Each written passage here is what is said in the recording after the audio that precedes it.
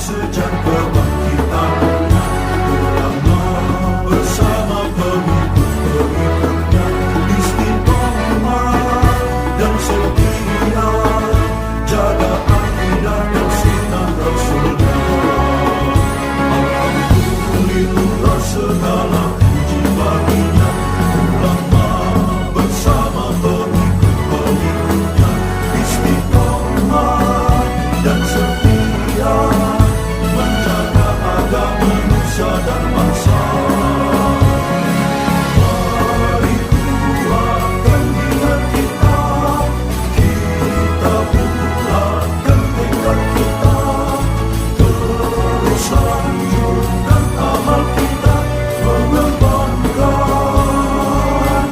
hikmah kita. Assalamualaikum warahmatullahi wabarakatuh.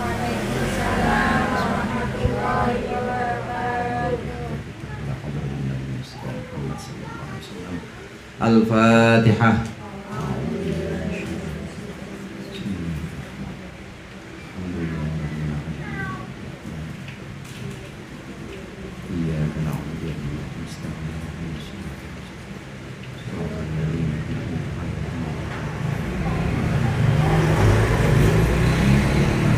Bismillahirrahmanirrahim. Alhamdulillahil tullabi wa musahhilil khairi liman yata'allamu. Thumma assalatu wassalamu ala nabi wa alihi wa sahbihi jayudhamu. Ya Rabbana kaffir anna dhunubana wa walidina wa liman huwa muslimu. Nad'uka Allahumma ilman nafi'a min yawmina ilal hisabi yaqumu. Amin amin amin wa ya fattahu. Amin amin amin wa ya alimu. Alhamdulillah. Alhamdulillahilladzi faqaha man arada lahul khaira fid din wa hadahu sabilal muhtadin. Wassalatu wassalamu ala sayyidil mursalin wa imamil muttaqin sayyidina Muhammadin wa alihi wa ashabihi wat tabi'in ajma'in. Amma ba'd, fa inna ahsanal hadithi kitabullah wa khairul hadi hadi Muhammadin sallallahu alaihi wasallam wa syarrul umuri muhdatsatuha wa kullu muhdatsatin bid'ah wa kullu bid'atin dhalalah. Segenap jamaah Majelis Ta'lim Nurul Anam, para ustadzah, para ibu-ibu hajjah, hadirat sekalian yang dirahmati oleh Allah dan yang berbahagia. Alhamdulillah kita berkumpul kembali dengan membawa nikmat iman dan Islam serta kesehatan, sehingga pada sore hari ini kita berkumpul untuk melanjutkan pengajian rutin kita. Mudah-mudahan apa yang tadi sudah dibacakan, apa yang akan kita baca menjadi sesuatu yang bermanfaat di dunia wal akhirah. Amin ya rabbal alamin. Pembahasan kita sekarang mengenai sholat-sholat sunnah, sholat-sholat yang kadang juga disebut dengan sholat tatawwu, kadang disebut sebagai sholat sunnah, kadang disebut sebagai sholat tatawwu, kadang disebut sebagai sholat nafilah. Yang digunakan di sini oleh pengarang, oleh muallif adalah sholat nafilah. Ibu pernah dengar istilah sunnah, Bu? Pernah. Kalau nafilah pernah dengar nggak, Bu? Nafilah itu nama lain dari sunnah atau tatawwu. Kadang disebut juga dengan tatawwu. Nah itu sarwa keneh. Itu dia juga. Sunnah ya nafilah, ya juga tatawwu. Kadang-kadang disebut dengan nafilah, kadang disebut dengan tatawwu, kadang disebut dengan sunnah. Kalau disebut sholat sunnah, ya sama juga disebut sholat nafilah atau disebut sholat tatawwu. Begitu juga dengan sodakoh. Sodakoh kadang disebut sebagai sodakoh sunnah, ada atau sodakoh nafilah atau sodakoh tatawwu. Nah bandingannya, yang sunnah ini dengan yang wajib. Yang wajib sholat kemarin sudah kita bahas. Ada sholat zuhur, apalagi Bu?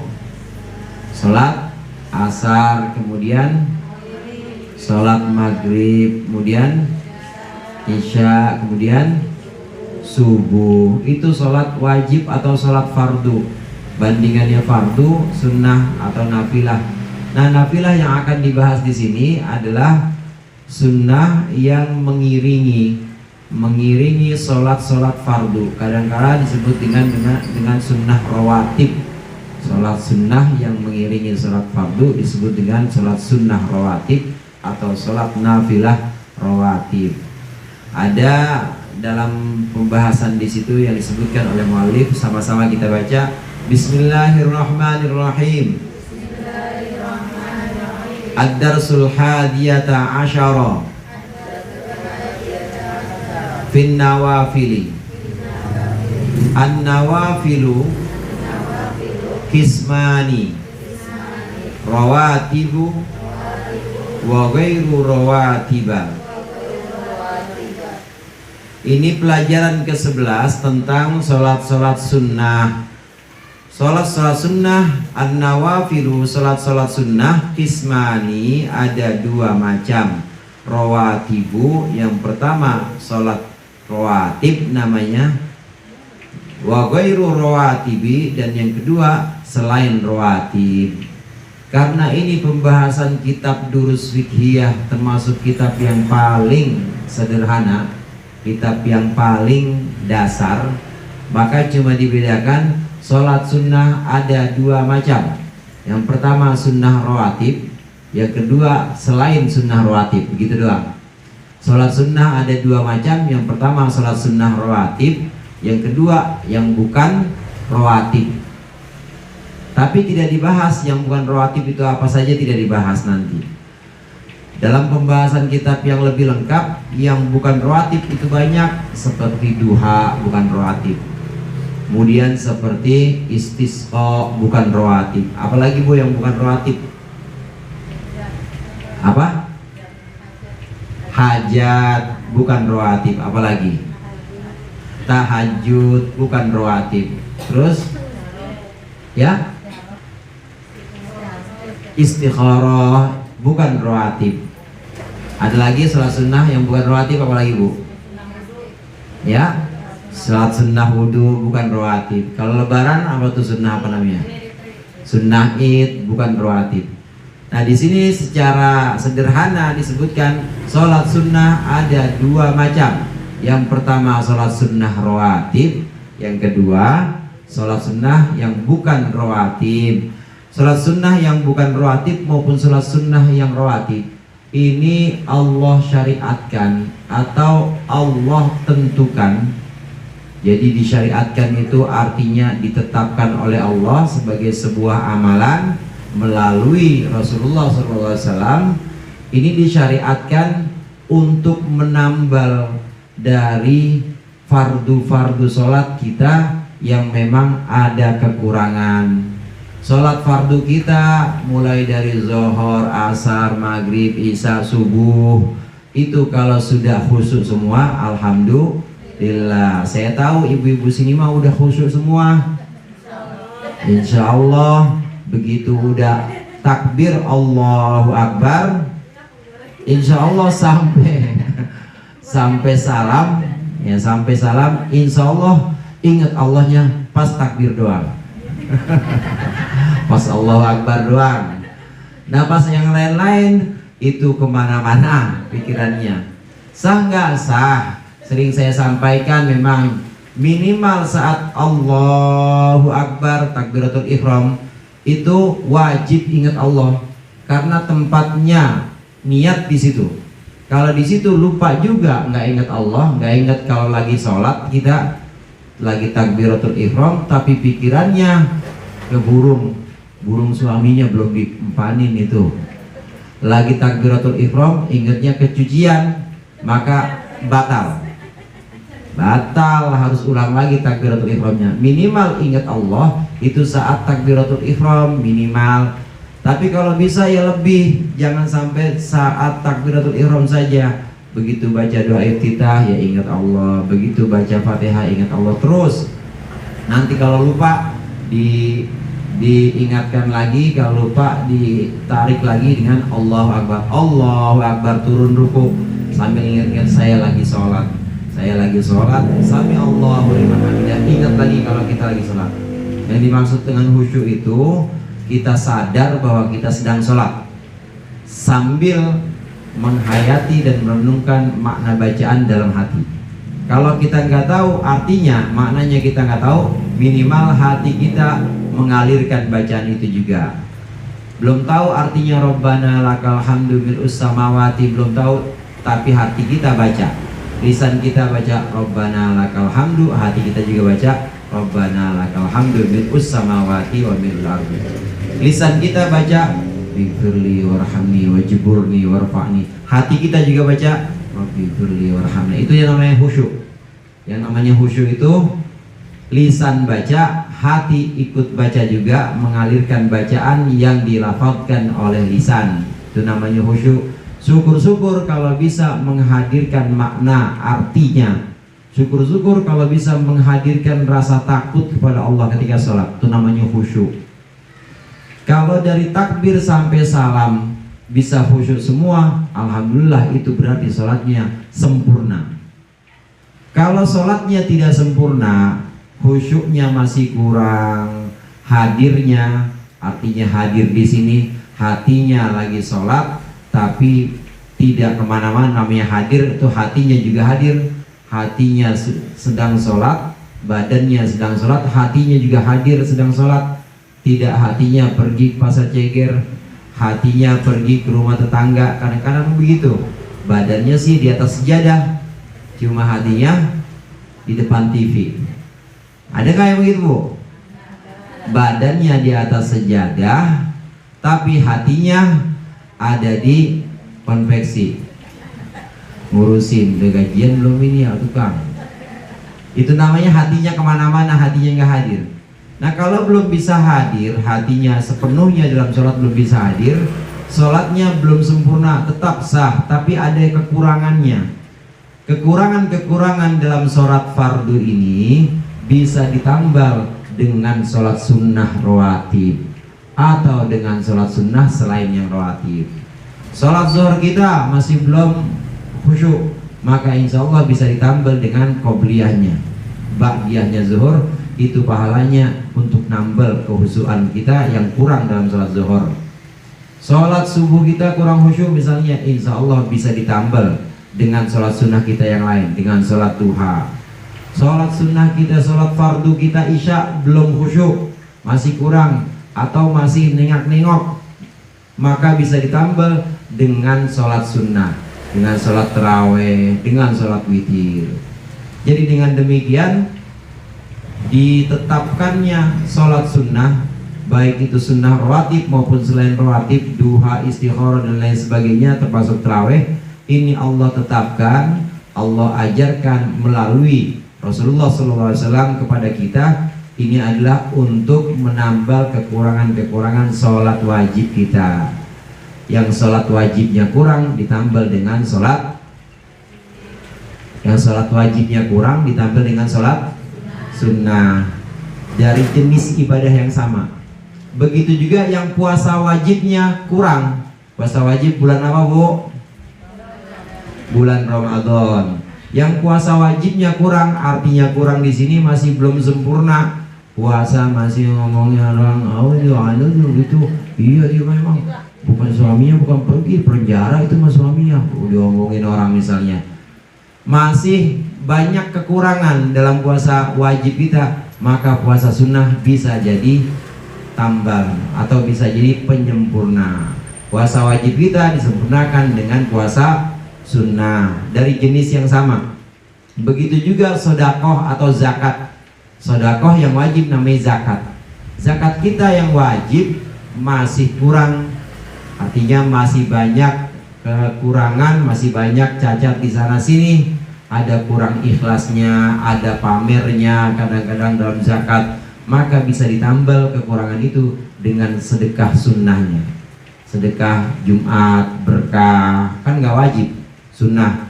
Nah itu bisa menambal sedekah-sedekah kita yang wajib atau zakat kita yang wajib. Jadi adanya amalan-amalan sunnah ini untuk menambal amalan-amalan wajib. Yang amalan sunnahnya, yang amalan wajibnya sholat, maka ditambal dari sholat sunnah. Yang amalan wajibnya sedekah atau zakat, dia ditambal dari sedekah sunnah. Yang amalan wajibnya puasa, maka ditambal dari puasa sunnah. Ini hikmah kebijaksanaan dari Allah supaya ada amalan-amalan lain yang bisa menyempurnakan amalan wajib kita, yaitu amalan sunnah. Nah, berikut ini adalah pembahasan sholat sunnah yang disebut dengan sholat sunnah rawatib. Ar-rawatibu hiyallati tabi'ul furud, hiyallati tatba'ul furud. Ar-rawatibu, sholat sunnah rawatib, hiya adalah allati tatba'u, yang mengikuti, mengiringi juga bisa, al-furudo, sholat-sholat fardu. Wahia kismani, dia itu ada dua macam, muakkadatun, yang sunnah muakkadah, wa ghairu muakkadat, wa ghairu muakkadatin, harusnya muakkadatin, wa ghairu muakkadatin, dan yang ghairu muakkadah. Pembahasan berikutnya tentang sunnah rawatib. Sunnah rawatib adalah sholat sunnah yang mengiringi sholat-sholat fardu. Sholat sunnah rawatib ini ada dua macam, ada yang muakkadah, ada yang ghair muakkadah.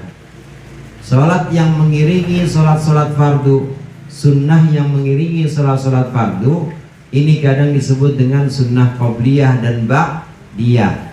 Ini yang disebut rawatib. Jadi ciri khasnya rawatib itu nama lainnya qobliyah atau ba'diyah, karena mengiringi atau mengikuti sholat fardu. Mengikutinya di mana? Boleh di depan, boleh di belakang. Ada yang di depan, ada yang di belakang. Ada yang sebelum sholat fardu, ada yang setelah sholat fardu. Yang sebelum sholat fardu namanya qobliyah. Yang sebelum sholat fardu, yang sudah sholat fardu namanya ba'diyah. Qobliyah ba'diyah ini yang disebut dengan sunnah rawatib. Ada dua macam, ada yang muakkadah, ada yang ghair muakkadah. Apa sih bedanya muakkadah sama ghair muakkadah, Ustaz? Muakkadah itu yang benar-benar kuat, yang benar-benar dikukuhkan oleh Rasulullah. Sunnah muakkadah itu adalah sunnah yang Rasulullah nggak pernah tinggal sama sekali. Itu sunnah muakkadah. Banyak riwayat menyebutkan para sahabat menyaksikan bahwa Rasulullah tidak pernah meninggalkan yang muakkadah ini. Contohnya qobliyah subuh. Ini para sahabat tidak pernah melihat Rasulullah meninggalkan qobliyah subuh. Pasti kalau sebelum sholat fardu subuh Rasulullah qobliyah dulu. Namanya muakkadah. Sholat sunnah muakkadah. Sholat sunnah muakkadah dari kelompok sholat rawatib adalah sholat sunnah yang tidak pernah ditinggalkan oleh Rasulullah sama sekali, namanya muakkadah.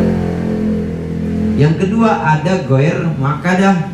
Ghair muakkadah itu sholat sunnah rawatib yang Rasulullah kadang-kadang masih suka meninggalkannya.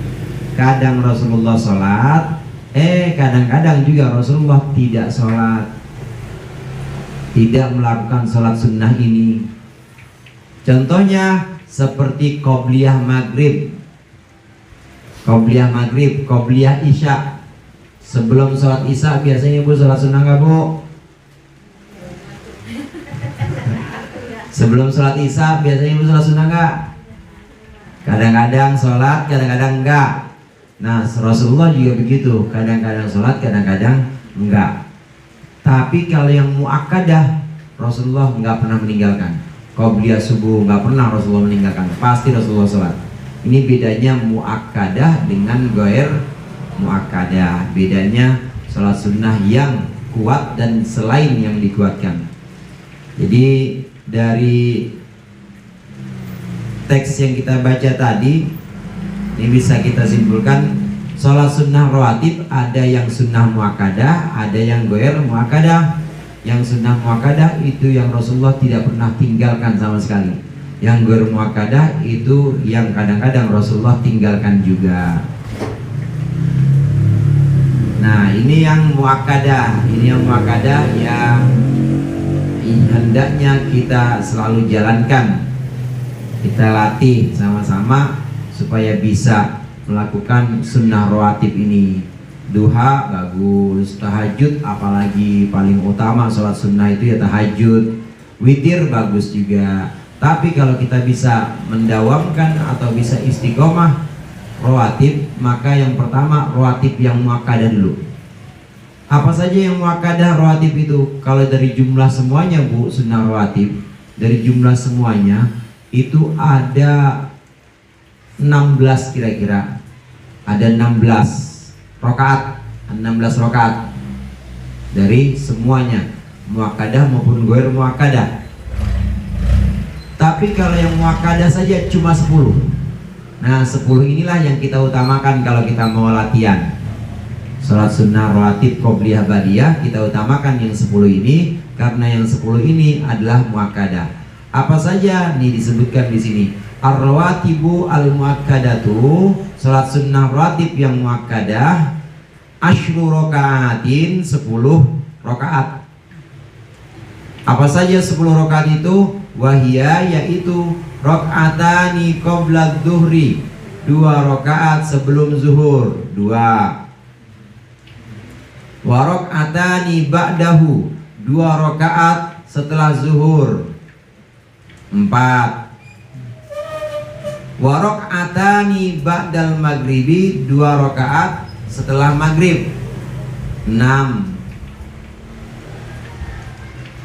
Wa rakaatani ba'dal isya'i, 2 rakaat setelah isya, 8.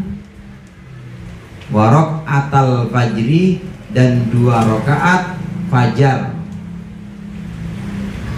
Artinya 2 rakaat fajar itu 2 rakaat sebelum subuh, dan 2 rakaat fajar atau 2 rakaat sebelum subuh.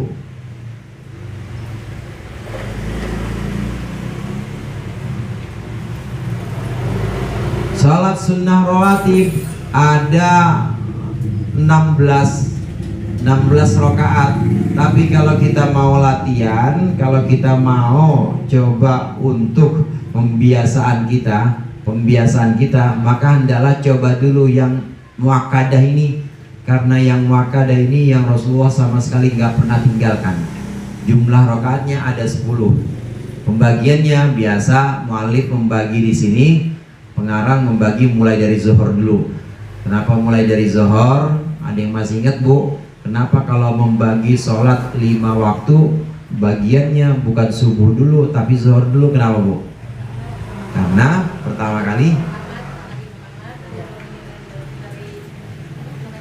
Isra Mi'raj.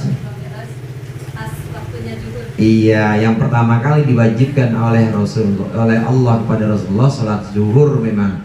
Karena subuh belum ada perintah dan belum ada malaikat Jibril datang untuk mengajarkan. Jadi dimulai dari zuhur. Habis zuhur baru malaikat Jibril ngajarin asar. Habis asar malaikat Jibril ngajarin maghrib, dan seterusnya sampai subuh. Nah, di sini dimulai dari zuhur dulu. Salat sunnah muakkadah ada 10 rakaat. Yang pertama 2 rakaat sebelum zuhur, kadang disebut sebagai qobliyah zuhur. Yang kedua 2 rakaat setelah zuhur, ba'diyah zuhur. 2 rakaat qobliyah zuhur, 2 rakaat ba'diyah zuhur. Habis zuhur langsung ke maghrib. Asar ada nggak sunnahnya? Ada, tapi bukan muakkadah. Asar ghair muakkadah. Zuhur kemudian maghrib langsung. Maghrib yang muakkadah 2 rakaat setelah maghrib atau ba'diyah maghrib sebutannya. Yang berikutnya 2 rakaat setelah isya atau ba'diyah isya. Kemudian yang berikutnya tuh udah 8 tuh, 2, 2, kan 8 tuh. Nah kemudian sholat sunnah fajar yang kadang disebut sebagai qobliyah subuh, ini jumlahnya 10. Saya ulang, sholat sunnah muakkadah ada berapa Bu? 10. Qobliyah zuhur 2 rakaat, ba'diyah zuhur 2 rakaat, ba'diyah maghrib 2 rakaat, ba'diyah isya 2 rakaat, dan qobliyah subuh 2 rakaat. Nah ini hendaklah ini yang kita biasakan dulu, ini yang kita latih. Jangan sampai kita tinggal. Sebelum yang lainnya kita mulai yang ini dulu. Karena inilah yang muakkadah, inilah yang sangat dikuatkan, dan Rasulullah tidak meninggalkannya sama sekali. Selalu Rasulullah lakukan ini sunnah muakkadah ini.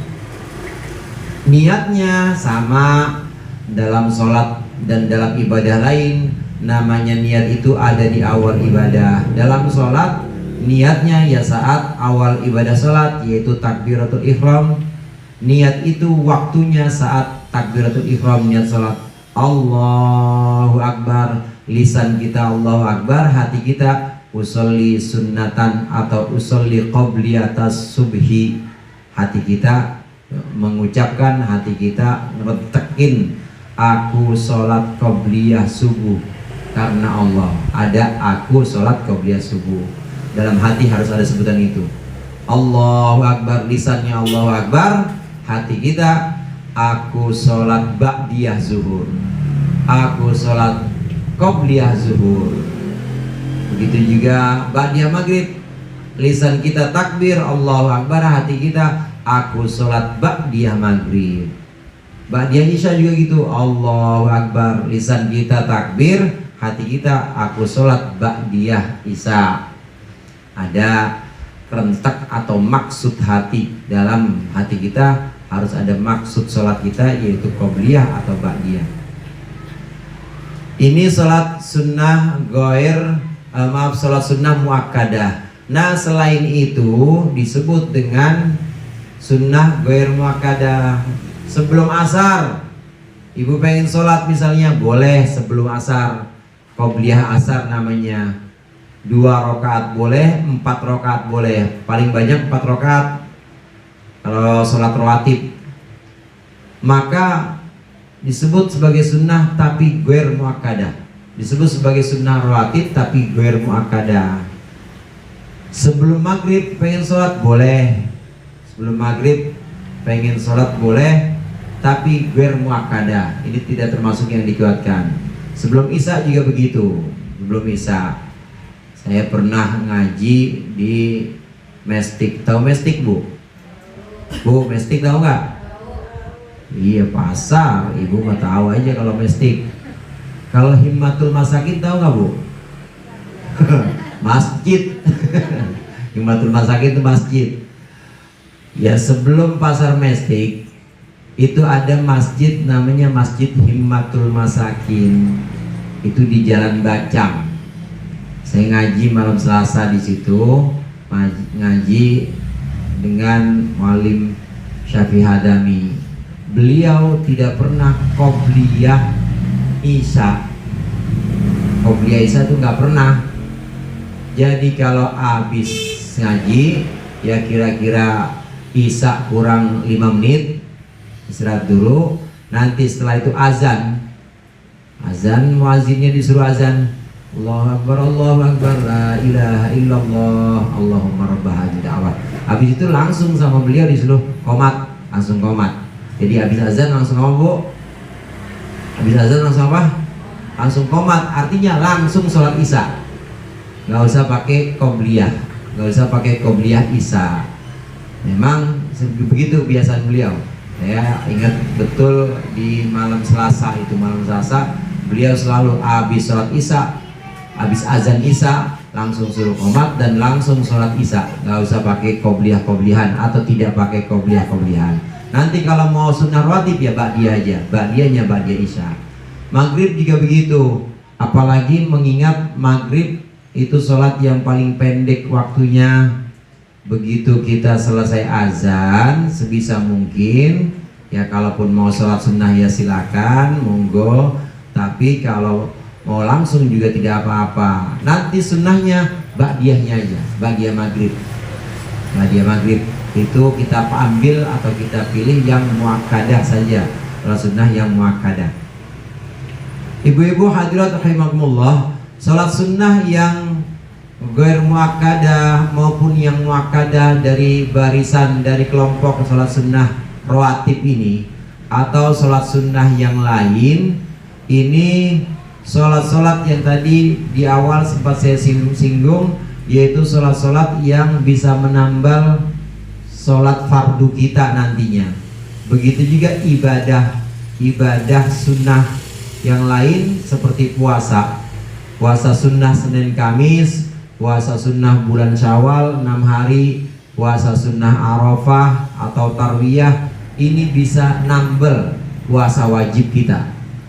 Begitu juga sedekah yang wajib kita namanya zakat fitrah, atau sedekah wajib zakat mal yang punya usaha setahun sekali dihitung ternyata termasuk wajib zakat dikeluarkan, ternyata masih ada kurang-kurang, ini bisa menambal kekurangan. Nah, kekurangan yang dimaksud boleh jadi kurang ikhlas atau kurang tawaduknya, masih pengen pamer atau pengen dilihat oleh makhluk, dilihat oleh manusia, maka ini kekurangan ini ditambal dengan ibadah sunnah. Atau boleh jadi kekurangan ini kekurangan yang memang ditinggalkan. Contoh begini, ada orang dia lupa, bener-bener lupa. Namanya lupa itu uzur, termasuk uzur yang dimaafkan oleh syariat. Benar-benar lupa, nggak dibuat-buat. Selama hidup dia pernah tidak sholat subuh karena lupa, benar-benar lupa. Bangun subuh karena lagi banyak tamu, dia ngelayan tamu aja, bikinin kopi segala macam, tahu-tahu udah jam 7:30, ya udah lewat begitu aja, sarapan, bikin sarapan, lupa, benar-benar lupa. Nah, nanti ini bisa diganti, sholat subuh ini bisa ditambal, nggak dia lakukan. Ini bukan cuma nggak khusyuk, emang dia nggak sholat, karena lupa. Maka sholat sunnahnya dia yang lain, duhanya, kemudian rawatibnya, terawihnya, ini bisa buat nambah sholat subuh. Cuma bandingannya 70:1. Berapa bandingannya, Bu? 70:1. Jadi 70 rakaat sholat sunnah itu bisa nambah 1 rakaat sholat wajib. Tetap sholat wajib itu nggak tergantikan. Jangan terus saya mah terawih aja yang penting. Terawih mana semangat, rame-rame di masjid, dapat kolak lagi.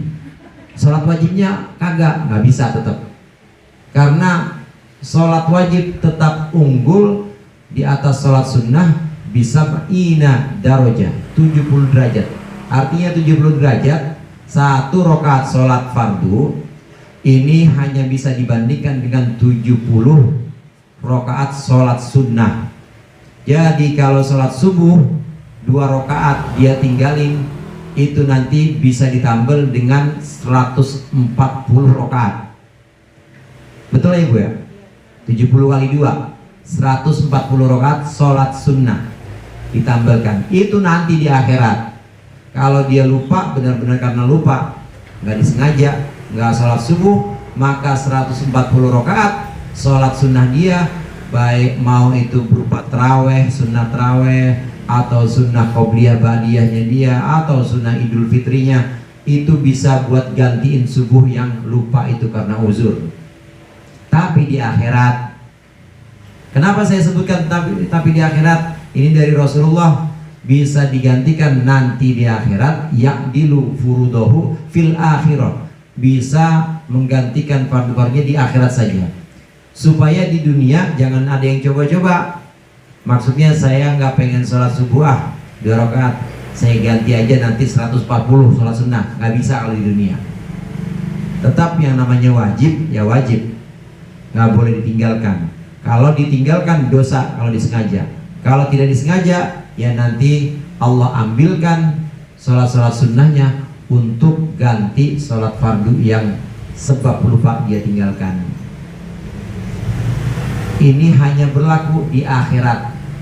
Karena kalau tidak seperti itu, nanti ada orang akal-akalannya dia sholat di satu tempat yang satu rokaatnya atau satu sholatnya ini sama seperti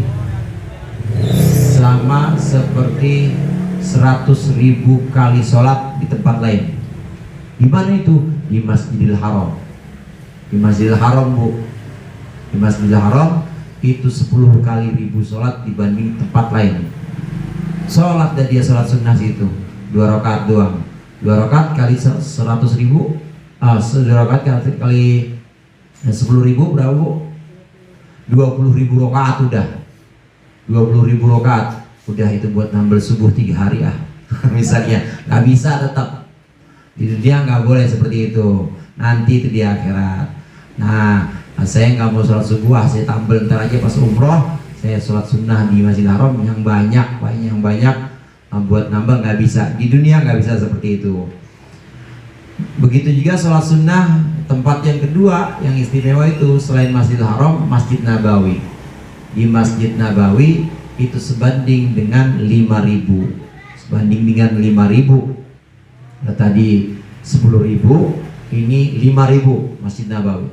Nah, satu lagi ada tempat yang mulia, yaitu Masjidil Aqsa. Pernah sana, Bu? Sama, saya juga belum pernah. Saya keluar dari Masjidil Haram sama Masjid Nabawi aja. Yang itu belum, yang Masjid Aqsa.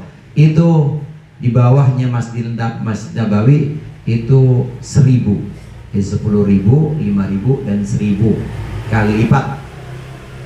Ibadah-ibadah sunnah ini memang bisa menambal ibadah-ibadah wajib, bahkan menggantikan ibadah-ibadah wajib, tapi nanti di akhirat. Jangan punya pengertian ditambal di dunia, kemudian menggantikan sholat wajib, dia sengaja tidak tinggalkan, dia tidak lakukan, diganti dengan sholat sunnah, tidak bisa.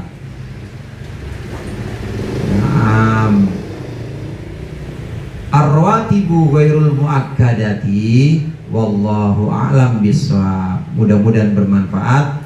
Dikurangnya saya mohon maaf. Wallahul muwaffiq ila aqwamit thoriq. Wassalamualaikum warahmatullahi wabarakatuh.